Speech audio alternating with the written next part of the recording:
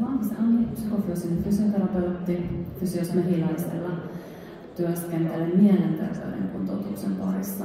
Eli en ihan semmoinen perinteinen fysioterapeutti, vaan nimenomaan tätä meidän kehon ja mielen hyvinvointia teen päivätyökseni. On myös joogaopettaja.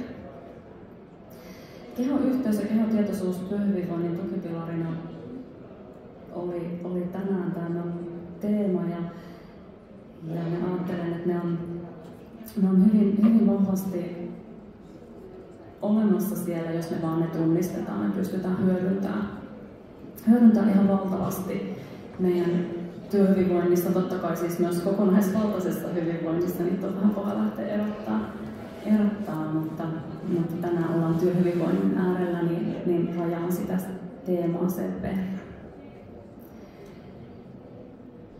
Mun työn ytimessä on se keho ja mielen yhteistyö, ja jos meille kehotietoisuutta, niin me ei tiedetä, että se yhteys on siellä. Ja totta kai, kun me tullaan kehotietoisiksi, me voidaan tunnistaa tämä asia. Meillä jopa 80% meidän tiedonvaihdosta aivojen ja kehon välillä kulkee sieltä kehosta aivoihin päin. Ja se on ihan valtava määrä. Vaan 20% menee aivoista alas. 80% jätetäänkö me se käyttämättä, huomioimatta? Toki suurin osa on sellaista tietoa, mikä ei siinä hetkessä ole oleellista. Mutta on hetkiä, jolloin me voidaan sitä hyvin aktiivisesti hyödyntää. Kun me ollaan tietoisia siitä, mitä meidän kehossa tapahtuu, me ollaan kehotietoisia, meillä on hyvä kehoyhteys, me voidaan säädellä vireyttä. Mikä voisi tarkoittaa sitä, että olenko numpahtanut jo iltapäivällä tai onko vähän menossa kierroksilla. Tai sitten se voi olla myös ihan sitä vireystilaa, eli onko turvassa, onko vaarassa. Eli se liittyy sitten enemmän ehkä tuonne stressiin ja ahdistukseen, mitkä ikävä kyllä on myös sillä työpaikoilla, niin kuin äsken kuultiin, siitä stressistä. Myös tunteiden säätely helpottuu ihan hirvittävän paljon sieltä kehon kautta. En oikein tiedä, voiko niitä muuten säädellä. Tämä on ehkä vähän tämmöinen psykofyysisen fysioterapeutin näkökulma, koska myös vähän tuntuu, että ne muut keinot on aika monesti hallitsemista. Kehoyhteyden avulla me voidaan säädellä. Ja kun me kyetään tunnistamaan, mitä on läsnä, me pystytään säädellä sitä, mitä on läsnä, niin me ei ehkä oltaisi niin reaktiivisia. Suhteessa meidän kollegoihin me ei ehkä kilahdeltaisi siellä työpaikalla ehkä niin herkästi. Voitaisiin olla vähän pitkäjänteisempiä. Mutta myös niihin asiakastilanteisiin mennessä. Meille tulisi sen kehotietoisuuden avulla vähän semmoista pitempää ei reagointiaikaa, vaan toiminta-aikaa. Me ei oltaisi niin reaktiivisia, vaan me pystyttäisiin paremmin toimimaan. Joo.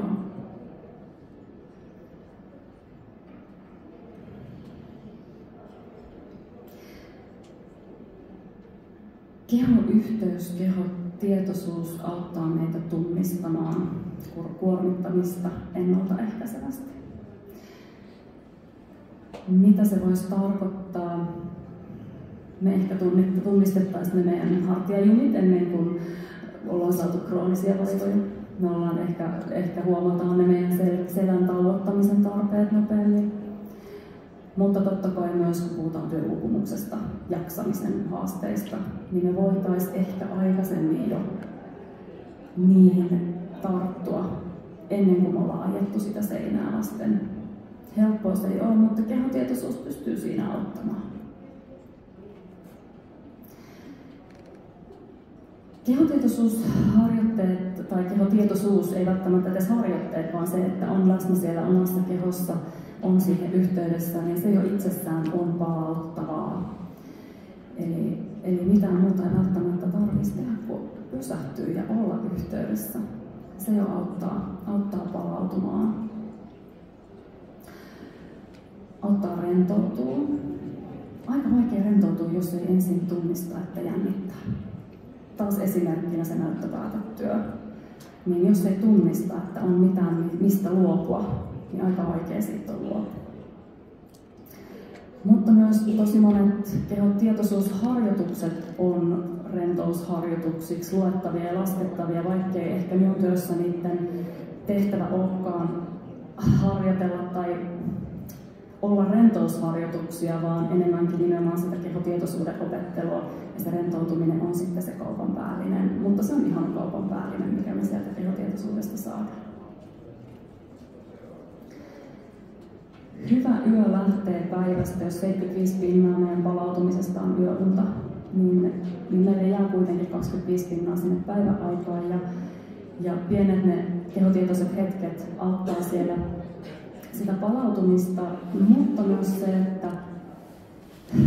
että se hyvä yöuni rakentuu sen päivän aikana niin, että siellä on keholla mahdollisuus laskeutua sinne lepoon. Se ei ole ylikierroksilla, kun meillä on tarvetta päästä nukkumaan ja uneen. Kehotietoisuus voi olla keinona nukahtamiseen, se voi olla keinona siellä, kun me ollaan havahduttu ja sitten me halutaan taas palata uneen.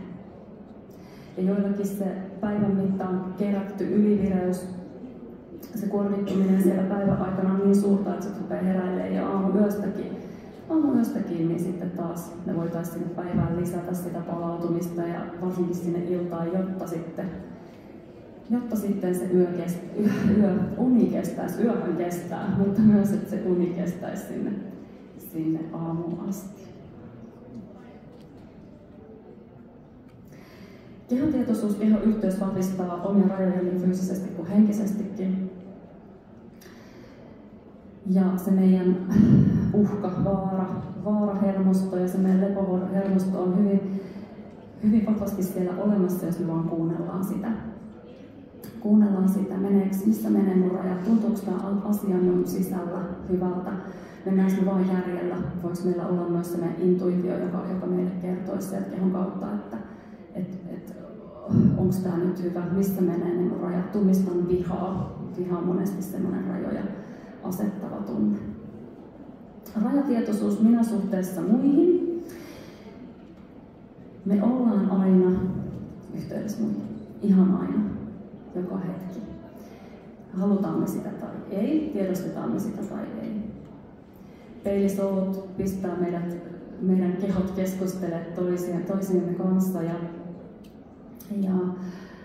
ja esimerkkinä tästä tosiaan klassinen se, että ollaan töissä jossain tilassa ja sinne tulee joku tosi stressaantuneena, tosi kiireisenä, tosi ylikierroksilla. Miten äkkiä se sama energia tarttuu kaikkiin muihinkin. Tai vaihtoehtoisesti kaikki on tosi kireitä, jännittyneitä, stressaantuneita ja tilassa on joku, joka sitten lähtee omalla rauhallisuudellaan, levollisuudellaan tasapainottaa sitä tilannetta. Eli sitä pystyy hyödyntämään, sitä omaa kehotietoisuutta ja laajentaa sitä muihin, mutta vähintään se, että tunnistaa sen, että ne tunteet ja vireystilat, vireydet siirtyy siellä ja siihen auttaa se kehotietoisuus. Minä erillisenä, vaikka minä olen suhteessa muihin. Sosiaalinen liittyminen, jos me ollaan siellä uhkatilassa, niin mitä se esimerkiksi stressi meissä herättää me hermostollisesti siellä vaaratilanteessa, niin me on tosi vaikea olla vuorovaikutuksessa. Me ei oikein olla kunnolla läsnä, me ei pystytä liittyä siihen vuorovaikutukseen samalla tavalla. Kehotietoisuus tukee myös tätä.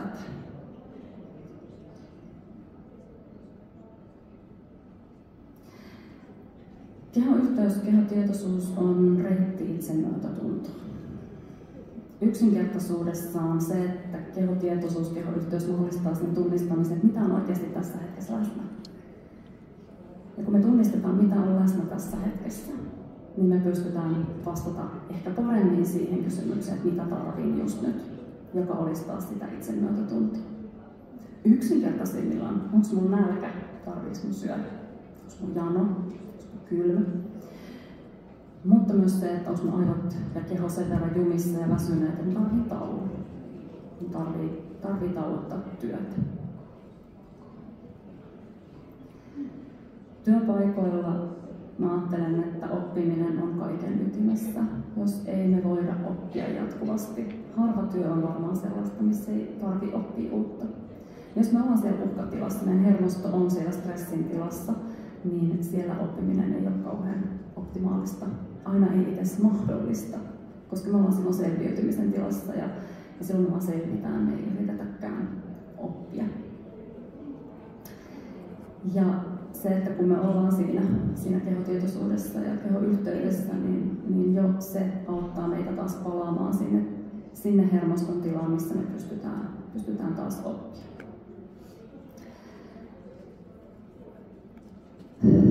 Kehoyhteys, kehotietoisuus ottaa ylläpitämään kosketusta herkkyyteen. Miksi tarvitsisi olla herkkä? Minä en ehkä haluaisi mennä kyynisen lääkärin vastaanotolle. Herkkyys on se, mikä auttaa meitä kohtaamaan toiset. Me oltiin siellä sosiaalisen liittymisen tilassa, me ollaan aistit auki, me pystytään kokemaan asioita ja sitä kautta tunnistaa niin itsessämme kuin toisissamme paljon enemmän asioita. No mitä sitten olisi kehotietoisuus, kehoyhteys, miten sitä voisi sitten harjoittaa? Ihan yksinkertaisesti tuomalla huomio sisään sinne meidän kehoon.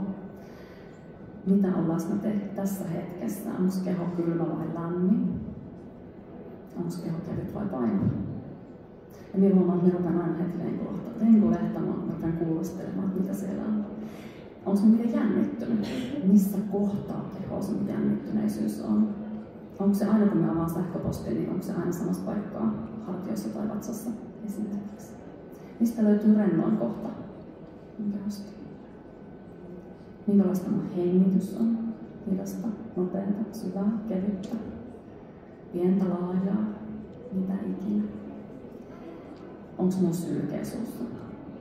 Onko mun kädet nihkeät vai kuivat? Ja hiljalleen kun oppii tunnistaa sitä omaa kehoaan, niin oppii myös lukemaan ja tulkitsemaan niitä viestejä ihan eri tavalla. Niin aina kaikilla me ihan samalla tavalla. Kaikkien keho ei ole rentona painava, eikä kaikkien keho ole rentona kevyt. Me ei voida aina sanoa, että aina se on näin, meillä on toki jotain yleistyksiä. Että oppii tuntea ja lukea sitä omaa kehoa. Harjoitukset voi olla myös jotakin ihan oikeita harjoituksia. Kehoskannaus on ehkä semmoinen tutuin. Se voi olla hengitysharjoituksia, se voi olla venyttelyjä, se voi olla liikettä, se voi olla tanssia. Mitä vaan missä olet läsnä sun kehossa. Itse tietysti joogaopettajana niin ihan hirvittävän iso suositus joogalle kehoyhteyden vahvistajana. Se on ollut omalla polulla ehkä kaikista tärkein keino ja menetelmä ja päivittäin edelleenkin mukana oleva asia, jonka avulla vahvistan omaa kehoyhteyttä, omaa kehotietoisuutta, jotta pääsen kosketukseen siihen, että kuka minä todella olen ja mikä se ydin minä on. Ja voisin olla kosketuksessa siihen havainnoitsijaan, todistajaan, joka siellä ihmettelee ja asuu siellä meidän kehossa, joka hyödyntää meidän mieltä. Joo. Mulla olisi minuutti vielä, mutta minä ehkä ajattelen, että me voitaisiin siirtyä kysymyksiin. Kiitos.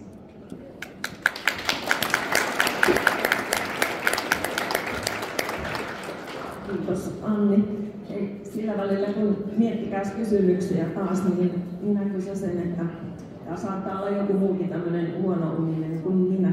Niin totta kai on nämä tietyt valmistautumisrutiinit ja niin edespäin, mitä illalla kannattaa noudattaa, mutta onko sulla nyt jotain tämmöistä hyvää neuvoa tämmöiselle isoäidille tai isoisälle, ketä nuoremmillekin naisille, ketä täällä nyt salissa mahtaa olla, että mikä olisi se niksi, niin kuin, millä saat sen hyvän unen? Mun 4 herätykset on niin ikävä. Minä ajattelen, että hengitys on kyllä se meidän kaikista vahvin tekniikka ja keino, ja se voi tosiaan olla vaan se tietoinen hengitys siitä, että ihmettelee minkälaista se hengitys on, mutta se voi olla myös hengityksen säätelyä. Minä olen viimeksi eilen illalla, kun tätä on jännittänyt tätä tilannetta, niin hengittänyt 4 sisään 8 ulos. Siellä on jo sängyssä, jo pimeässä, jo peiton alla, kun tutkin sitä, että no ei tämä unitaja nyt kyllä tulla, vaikka on tosi väsynyt. Ja annoin sitten sen hengityksen rauhoittaa sen mun hermoston, jotta pääsin lipumaan sitten sinne uneen. Joo. Eli siis lasketaan, miten se tapahtuu? Joo, 4 sisään, eli lasketaan 4, että hidastetaan sitä hengitystä. Ja sitten jos mahdollista, niin tuplapituus ulos, aina se ei ole mahdollista. Mulla on jo sen verran harjoitustaustaa, että se voi olla vaikka 12kin ulos, mutta 8 on ihan hyvä. Mutta se voi olla myös 4 sisään 4 ulos. Ja se jo tasapainottaa. Ja sitten me hidastetaan sitä meidän hengitystä, kun mennään 8 kertaa tai alle minuutissa, niin sitten se meidän lepohermosto sieltä herää. Ja kyllä se yleensä, jos me lasketaan 4 sisään 4 ulos, niin me mennään jo noin 5 kertaa, 6 kertaa minuutissa. Sillä pääsee jo sinne lepohermoston puolelle. Loistavaa tällä. Mennään tänä iltana. Sitten kysymyksiä, kommentteja.